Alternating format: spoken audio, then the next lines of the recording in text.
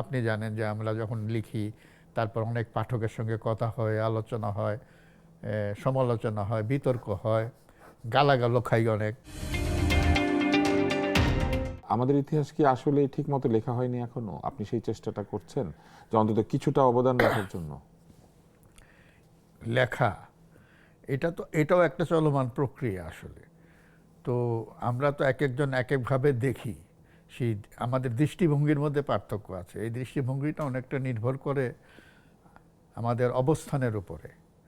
তো মানে আমি টেবিলের কোন পাশে বসে আছি, এখানে তো একটা ক্ষমতার ব্যাপার আছে, রাষ্ট্র ক্ষমতা। আমি কি তার বেনিফিশিয়ারি না ভিকটিম?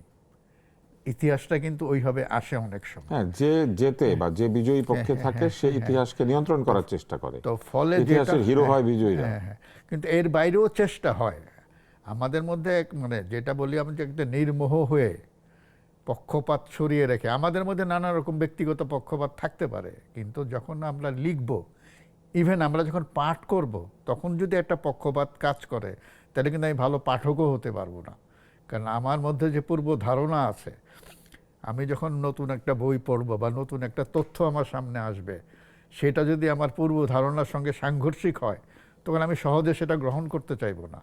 ফলে আমাদের এখানে যেটা হয়েছে, ইতিহাস চর্চার চ্যালেঞ্জ দুটো। একটা হচ্ছে নির্মোহ ইতিহাস লেখা, পক্ষপাত দুষ্ট না হয়ে, আর পক্ষপাত দুষ্ট না হয়ে সেটা পাঠ করা, মানে পাঠক মন তৈরি হওয়া।